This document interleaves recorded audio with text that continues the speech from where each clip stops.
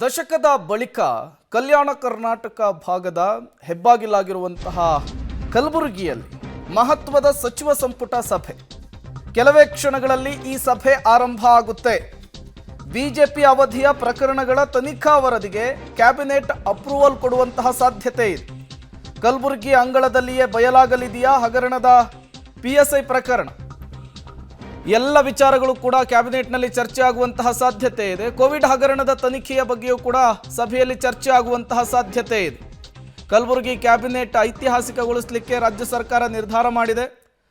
171A ಏನಿದೆ ಅದರ ದಶಮಾನೋತ್ಸವದ ಸಂಭ್ರಮಾಚರಣೆ, ಅದರಲ್ಲೂ ಕೂಡ ಸರ್ಕಾರ ಭಾಗಿಯಾಗಿರುವಂಥದ್ದು. ಮತ್ತಷ್ಟು ಡೀಟೇಲ್ಸನ್ನು ಕೊಡ್ತಾರೆ ನಮ್ಮ ಪ್ರತಿನಿಧಿ ಪ್ರವೀಣ್ ರೆಡ್ಡಿ, ನೇರ ಸಂಪರ್ಕದಲ್ಲಿ ಜಾಯ್ನ್ ಆಗಿದ್ದಾರೆ. ಪ್ರವೀಣ್ ರೆಡ್ಡಿ, ಕಲಬುರಗಿಯಲ್ಲಿ ದಶಕಗಳ ಬಳಿಕ ಕ್ಯಾಬಿನೆಟ್ ಮೀಟಿಂಗ್ ಅನ್ನು ಹಮ್ಮಿಕೊಂಡಿರುವಂತಹದ್ದು, ಉದ್ದೇಶ ಜೊತೆಗೆ ಎಷ್ಟು ಗಂಟೆಗೆ ಮೀಟಿಂಗ್ ಆರಂಭ ಆಗುತ್ತೆ ಅಂತ? ಪ್ರೇಮ್ ಕುಮಾರ್, ಕಲ್ಯಾಣ ಕರ್ನಾಟಕದ ಹೆಬ್ಬಾಗಿಲು ಕಲಬುರಗಿಯಲ್ಲಿ ಏನಂದ್ರೆ ಈಗಾಗಲೇ 4 ಗಂಟೆಗೆ ಸಚಿವ ಸಂಪುಟ ಸಭೆ ಆರಂಭವಾಗಿದೆ. ಪ್ರಮುಖವಾಗಿ ಒಟ್ಟು 34 ನಿರ್ಣಯಗಳನ್ನು ಈ ಒಂದು ಸಚಿವ ಸಂಪುಟದಲ್ಲಿ ಕೈಗೊಳ್ಳಲಿದ್ದಾರೆ. ಅದರಲ್ಲೂ ಕೂಡ ಪ್ರಮುಖವಾಗಿ ಏನಂದ್ರೆ 371ನೇ J ಕಲಂ ಅಂದ್ರೆ ವಿಶೇಷ ಸ್ಥಾನಮಾನ ಬಂದ ಬಳಿಕ ಕೇವಲ ರಾಜ್ಯ ಸರ್ಕಾರ 5,000 ಕೋಟಿ ಅನುದಾನವನ್ನು KKRDB ಮಂಡಳಿಗೆ ಕೊಡ್ತಾ ಇದೆ. ಆದ್ರೆ ಕೇಂದ್ರದಿಂದ ಬರಬೇಕಾದಂತಹ ಅನುದಾನ ಮಾತ್ರ ಇಲ್ಲಿವರೆಗೂ ಕೂಡ ಬರ್ತಾ ಇಲ್ಲ. ಸೊ ಇವತ್ತಿನ ಒಂದು ಕ್ಯಾಬಿನೆಟ್ ನಲ್ಲಿ ಅಂದ್ರೆ ಕೇಂದ್ರ ಸರ್ಕಾರ ಕೂಡ ಈ ಒಂದು ವಿಶೇಷ ಸ್ಥಾನಮಾನದ ಅಡಿಯಲ್ಲಿ ಈ ಭಾಗಕ್ಕೆ 5,000 ಕೋಟಿ ಅನುದಾನವನ್ನು ಕೊಡಬೇಕು ಎಂಬ ಒಂದು ರೆಗ್ಯುಲೇಷನ್ ಅನ್ನು ಪಾಸ್ ಮಾಡ್ತಾ ಇದ್ದಾರೆ. ಅದೇ ರೀತಿಯಾಗಿ ಹಲವು ದಶಕಗಳ ಕನಸಾದಂತಹ ಬೀದರ್ ನಗರಸಭೆ ಆಗಿರ್ಬೋದು ಮತ್ತು ರಾಯಚೂರು ನಗರಸಭೆ, ಇವೆರಡೂ ನಗರಸಭೆಗಳನ್ನು ಮಹಾನಗರ ಪಾಲಿಕೆಗಳಾಗಿ ಅಪ್ಗ್ರೇಡ್ ಮಾಡಬೇಕು ಅಂತ ಹಲವು ಒಂದು ದಶಕಗಳ ಬೇಡಿಕೆ ಇತ್ತು. ಆ ಎರಡೂ ನಗರಸಭೆಗಳನ್ನು ಈಗ ಪಾಲಿಕೆಯಾಗಿ ಅಪ್ಗ್ರೇಡ್ ಮಾಡೋದಕ್ಕೂ ಕೂಡ ಇವತ್ತಿನ ಕ್ಯಾಬಿನೆಟ್ ನಲ್ಲಿ ಅಪ್ರೂವಲ್ ಸಿಗುವಂತಹ ಎಲ್ಲಾ ಸಾಧ್ಯತೆ ಇದೆ.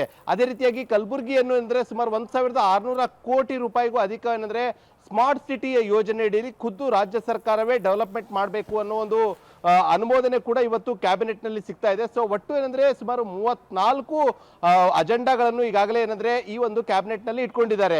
ಇನ್ನು ಪ್ರಮುಖವಾಗಿ ಬಿಜೆಪಿ ಒಂದು ಸರ್ಕಾರದ ಅವಧಿಯಲ್ಲಿ ಒಟ್ಟು 21 ಹಗರಣಗಳು ನಡೆದಿದ್ದವು. ಆ ಒಂದು ಹಗರಣದ ಸತ್ಯಶೋಧನಾ ವರದಿ ಕೂಡ ಈಗಾಗಲೇ ಏನಂದ್ರೆ ಕ್ಯಾಬಿನೆಟ್ಗೆ ಒಂದಿಷ್ಟು ವರದಿಗಳು ಕೂಡ ಸೇರಿವೆ. ಸೊ ಅದರ ಬಗ್ಗೆ ಕೂಡ ತನಿಖೆಗೆ ಆದೇಶ ಮಾಡುವಂತಹ ಎಲ್ಲಾ ಚಾನ್ಸಸ್ ಕೂಡ ಇವತ್ತಿನ ಒಂದು ಕ್ಯಾಬಿನೆಟ್ ನಲ್ಲಿ ನಿರ್ಣಯಗಳು ಆಗುವಂತಹ ಎಲ್ಲಾ ಸಾಧ್ಯತೆಗಳಿವೆ. ಸೊ ಇವತ್ತು ಸಾಯಂಕಾಲ 6:30 ಕೂಡ ಇವತ್ತು ಕಲಬುರಗಿಯಲ್ಲಿ ಈ ಒಂದು ಕ್ಯಾಬಿನೆಟ್ ನಡೆಯಲಿದ್ದು, ಸಾಯಂಕಾಲ 7 ಗಂಟೆ ಸುಮಾರಿಗೆ ಅಥವಾ 6:40 ಸುಮಾರಿಗೆ ಅಂದ್ರೆ ಖುದ್ದು ಸಿದ್ದರಾಮಯ್ಯನವರು ಕ್ಯಾಬಿನೆಟ್ ನಲ್ಲಿ ಯಾವೆಲ್ಲ ಅಂಶಗಳನ್ನು ಚರ್ಚಿಸಲಾಯಿತು, ಯಾವೆಲ್ಲ ವಿಷಯಗಳಿಗೆ ಅನುಮೋದನೆ ಕೊಡಲಾಯಿತು ಎಂಬುದರ ಬಗ್ಗೆ ಖುದ್ದು ಸಿದ್ದರಾಮಯ್ಯ ಅವರೇ ಬ್ರೀಫಿಂಗ್ ಮಾಡಲಿದ್ದಾರೆ.